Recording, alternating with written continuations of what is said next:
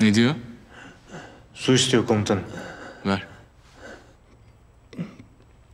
Ne? Ne demek ver komutanım? Bir de su mu vereceğiz bu herife? Adam yaralı Keşan. Hayatta olmaz. Emir komuta sana geçti de benim mi haberim yok? Komutanım, bu adam terörist.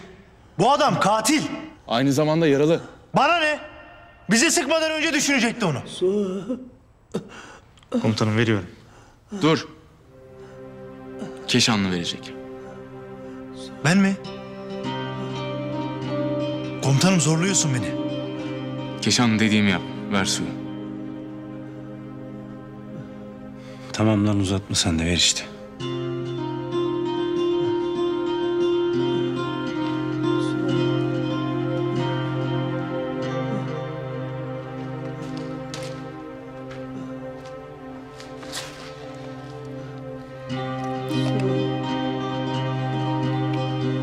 Kalk, kalk.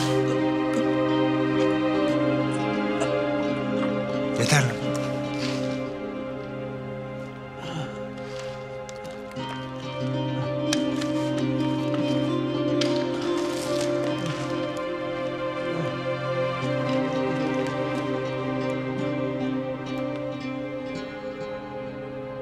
Komutanım.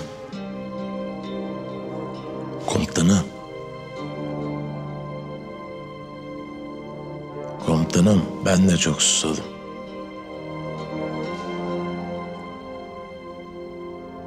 Bana da versene.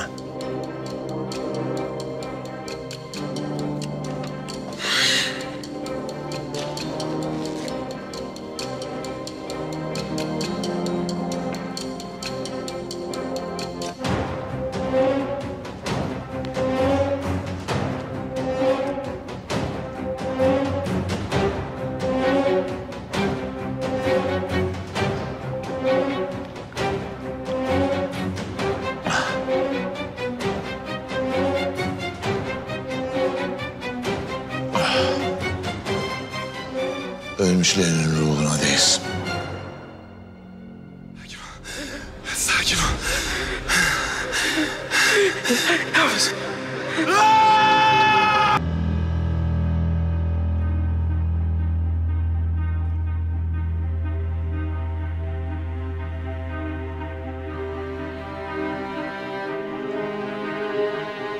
Ne dedin sen?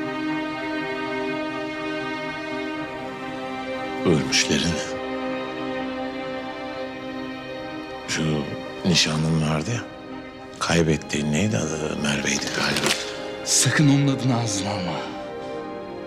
Sakın!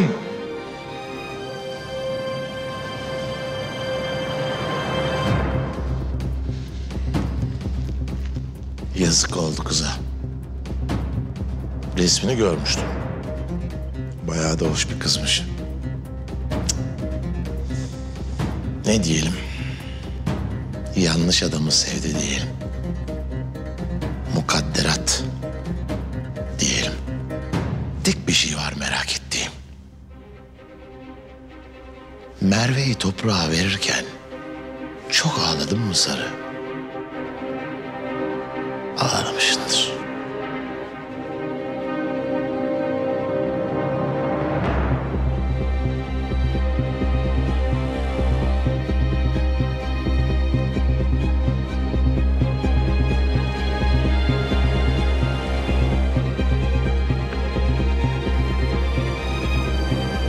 Ağladım.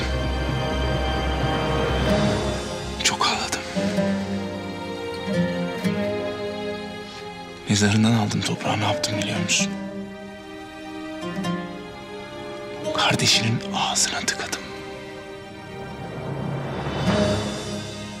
Yalvardı, bırak dedi.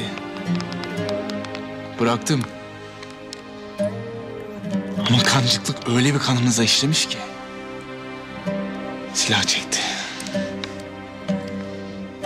Dan dan. Delik deşik ettim onu. Bütün sevdiklerini tek tek öldüreceğim. Duydun mu beni? Bütün sevdiklerini tek tek öldüreceğim. Bir tek sen yaşayacaksın. Her gün birini öldüreceğim. Her gün. Duydun mu? O kadar ömrün olduğunu sanmıyorum Çolak. Belki sen hapisteyken mektup yollarım sana. Ziyaretine gelirim falan. Belki donatlet alırım sana.